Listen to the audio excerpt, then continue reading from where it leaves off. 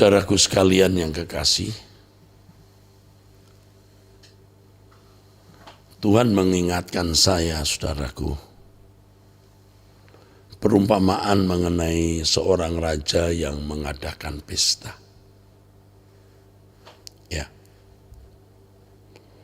raja yang mengadakan pesta, saudaraku. Raja yang mengadakan perjamuan kawin untuk anaknya. Matius 22. Dia menyuruh hamba-hambanya untuk mengundang undangan khusus. Tetapi orang-orang yang diundang ini tidak datang dengan berbagai alasan, saudara. Lalu raja ini menyuruh siapa saja untuk pergi mengundang orang-orang datang. Raja menginginkan ada orang-orang yang hadir di perjamuan anaknya.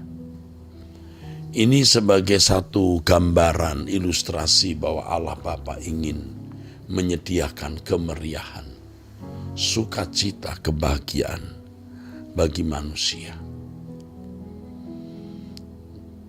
Tamu-tamu yang dianggap istimewa, dan tentu ini bisa menunjuk orang-orang Yahudi sebagai umat pilihan Allah. Secara darah daging mereka menolak. Lalu sekarang Injil diberitakan kepada semua orang, siapa saja, ya. Sehingga terbuka, bukan hanya untuk orang-orang Yahudi, Injil juga untuk semua umat manusia. Nah, di dalam pesta itu, saudara, hadir seorang yang tidak mengenakan pakaian pesta. Raja itu berkata kepada hamba-hambanya, ikatlah kaki dan tangannya dan campakkanlah orang itu ke dalam kegelapan yang paling gelap. Di sanalah akan terdapat ratap tangis, ya, ratap dan gertak gigi. Ya, sampai kisah ini dulu saya tidak mengerti, ya, mengapa sekejam itu raja ini. Pernah muncul perasaan, maksud saya pikiran, yang tentu saya rasa kejam sekali raja ini.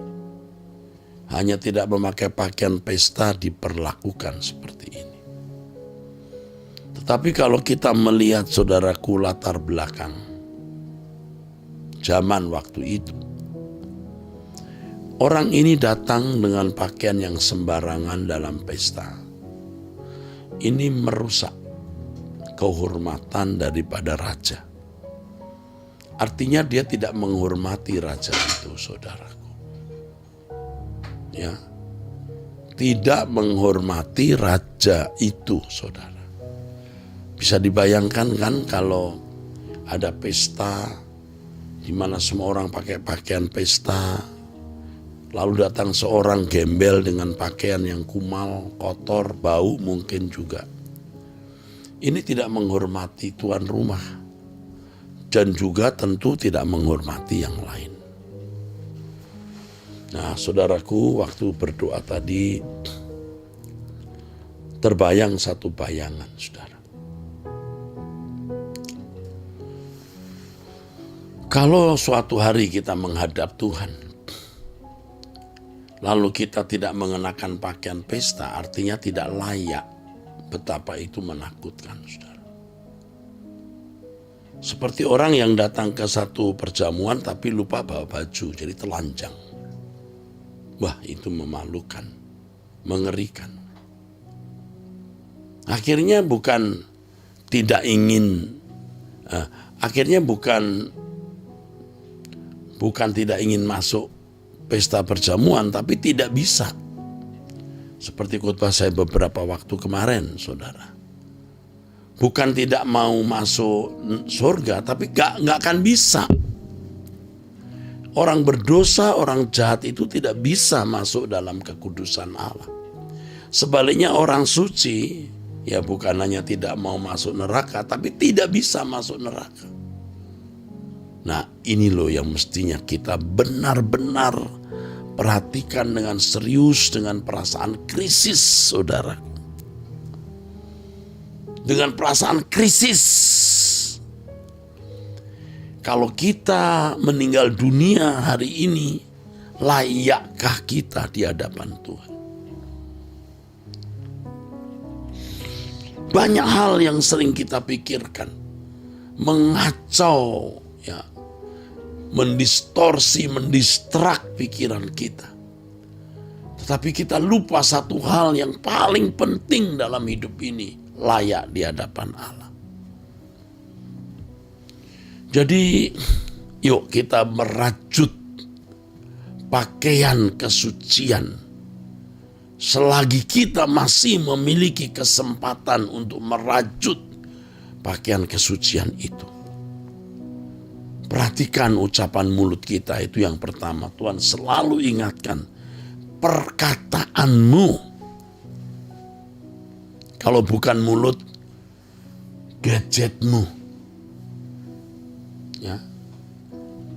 Jangan banyak bicara, jangan komentar-komentar. Apalagi nyerang orang. Dijauhkan kita dari hal-hal yang tidak perlu kita lakukan. Bahkan kita disakiti, dilukai, dikata-katai apapun, diam. Karena kita mau merajut kesucian. Akan ada banyak kesempatan kita berbuat dosa. Tetapi makin banyak kesempatan berbuat dosa, makin terbuka luang kesempatan berbuat dosa. Kita menolak, maka kita membuat rajutan yang lebih besar, lebih banyak, saudara. Ingat, ketika saudara punya kesempatan berbuat dosa, itu kesempatan untuk menyenangkan hati Allah, yaitu kalau kita tidak melakukan dosa tersebut.